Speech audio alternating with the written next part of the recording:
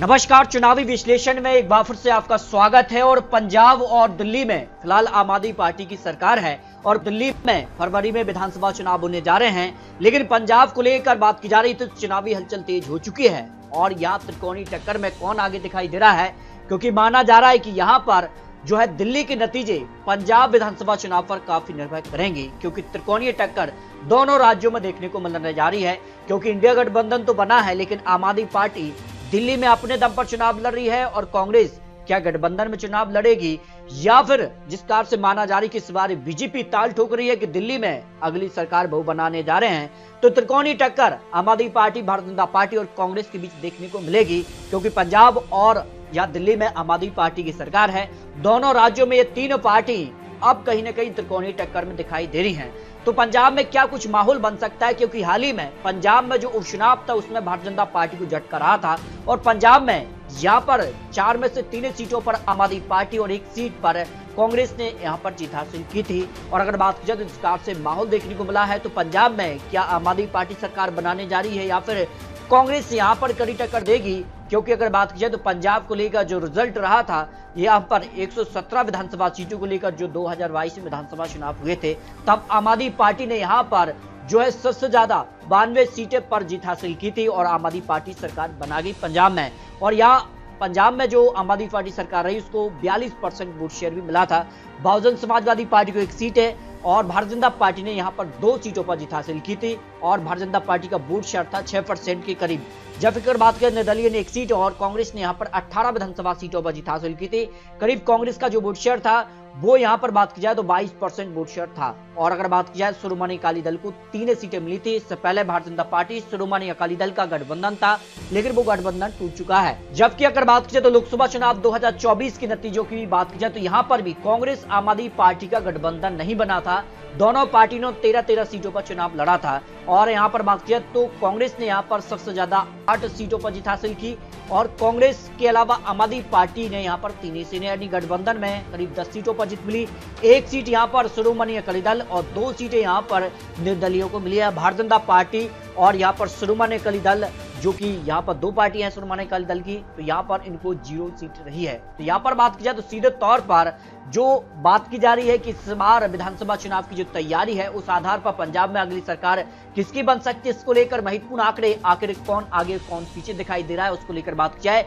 लुधियाना की 14 विधानसभा सीटों में से आम आदमी पार्टी का 9 विधानसभा सीटों पर पलड़ा भारी हो सकता है। भारतीय जनता पार्टी यहाँ पर 2 सीटें, कांग्रेस पार्टी को 2 सीटें और शिरोमणि अकाली दल को 1 सीट और अन्य के पक्ष में 0 सीट की संभावना दिखाई दे रही है।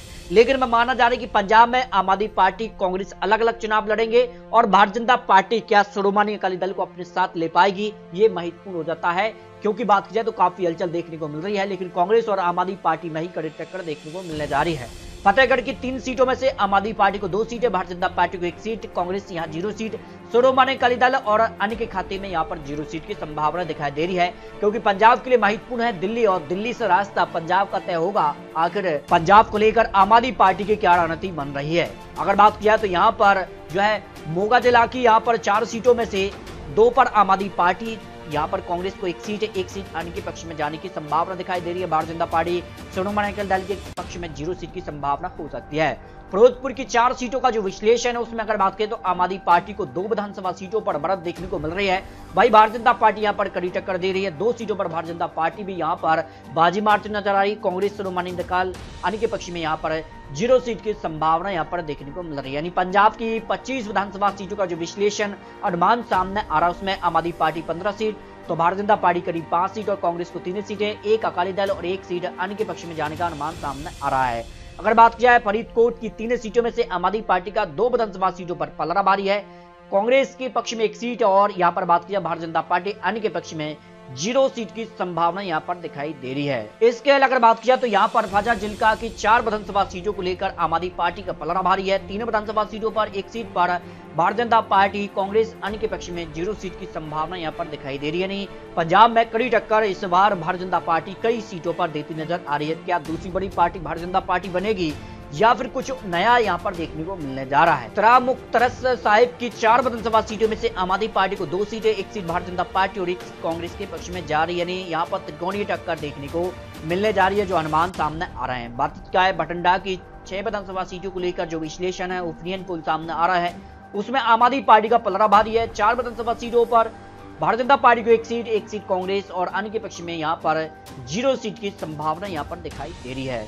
मनसा की 3 विधानसभा सीटों को लेकर जो ओपिनियन विश्लेषण सामने आ रहा है, यहाँ पर केजरीवाल है और यहाँ पर बात की जाए तो वर्तमान मुख्यमंत्री यहाँ पर भगवंत मान का पलड़ा भारी है दोनों विधानसभा सीटों पर, जबकि एक सीट पर शिरोमणि अकाली दल कड़ी टक्कर देती नजर आ रही है। बात कर लेते हैं संगरूर की 5 विधानसभा सीटों को लेकर जो ओपिनियन पोल, इसमें आम आदमी पार्टी को 3 विधानसभा सीटें, एक सीट पर भारतीय जनता पार्टी और एक सीट अन्य के पक्ष में जाने का अनुमान हो सकता है।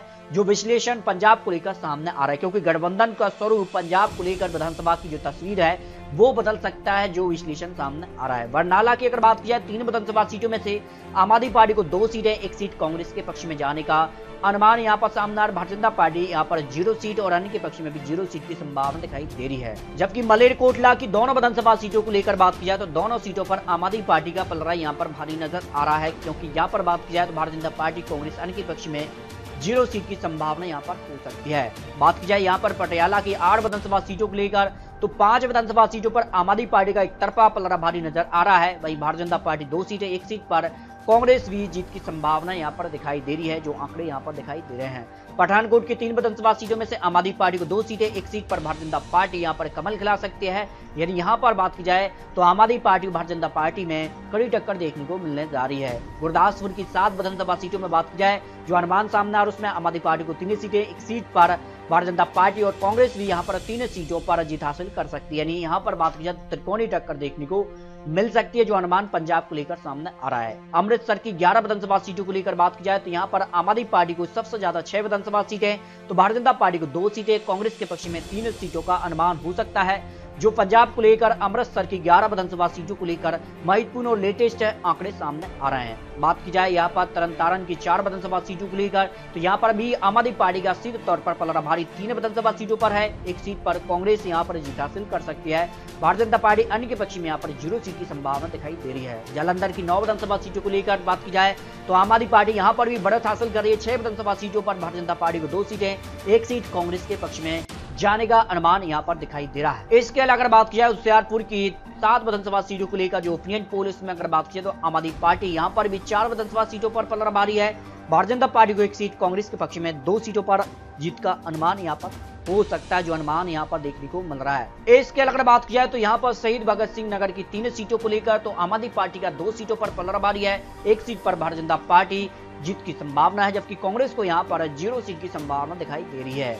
रूपनगर की 3 सीटों में जहां पर त्रिकोणीय टक्कर भारतीय जनता पार्टी, आम आदमी पार्टी और कांग्रेस में देखने को मिल रही है, तीनों ही पार्टी को एक एक सीट की संभावना यहां पर दिखाई दे रही है। बात की जाए साहेबजादा अजीत सिंह नगर की 3 सीटों में से तो आम आदमी पार्टी को 1 सीट, जबकि कांग्रेस का यहां पर 2 विधानसभा सीटों पर पलड़ा भारी नजर आ रहा है। बात की जाए कपूरथला की 4 सीटों में तो 2 पर आम आदमी पार्टी और 1 सीट भारतीय जनता पार्टी और 1 सीट है शिरोमणि अकाली दल के पक्ष में जाने का अनुमान यहाँ पर हो सकता है। इस तरह से अगर बात की जाए तो पंजाब को लेकर जो विधानसभा चुनाव की तैयारी की जा रही है, क्योंकि दिल्ली विधानसभा चुनाव पर अब सबकी नजरें हैं और दिल्ली के चुनावी परिणाम जो होंगे वो पंजाब को लेकर भी काफी महत्वपूर्ण माने जा रहे हैं। फिलहाल अगर बात की जाए तो आम आदमी पार्टी का यहाँ पर पलड़ा भारी है, यहाँ पर करीब 50 से 70 सीटों के आसपास आम आदमी पार्टी पंजाब में यहाँ पर पलड़ा भारी है, जबकि भारतीय जनता पार्टी करीब 20 से 30 सीट, तो कांग्रेस को भी यहाँ पर बात करें 20 से 40 सीटों का अनुमान हो सकता है। अकाली दल के पक्ष में 3 से 5 सीट, अन्य के पक्ष में 2 से 5 सीटों का अनुमान हो सकता है। फिलहाल अगर बात करें पंजाब में आज विधानसभा चुनाव होते हैं तो आम आदमी पार्टी का पलड़ा भारी नजर आ रहा है, लेकिन माना जा रहा है कि इस बार पंजाब में आम आदमी पार्टी और कांग्रेस क्या मिलकर चुनाव लड़ते हैं या पर अलग अलग चुनाव लड़ते हैं, तो अलग अलग चुनाव लड़ते हैं तो फिर सरकार बनाने के चांसेस आम आदमी पार्टी के बढ़ जाते हैं और इसका फायदा भारतीय जनता पार्टी को भी देखने को मिलने जा रहा है। लेकिन पंजाब को लेकर बात की जाए तो फिलहाल आम आदमी पार्टी का पलड़ा यहाँ पर भारी नजर आ रहा है। फिर भी आपको बता दें चुनावी आंकड़े, चुनावी अनुमान है, आने वाले वक्त में पंजाब में किस कार की रणनीति बनती है और गठबंधन किस कार का बनता है, गठबंधन ही स्वरूप जो होगा वो तय करेगा कि पंजाब में अगली सरकार किसकी बनने जा रही है। तो मिलते हैं दोस्तों और लेटेस्ट और महत्वपूर्ण विश्लेषण के साथ, तब तक के लिए जय हिंद, जय भारत।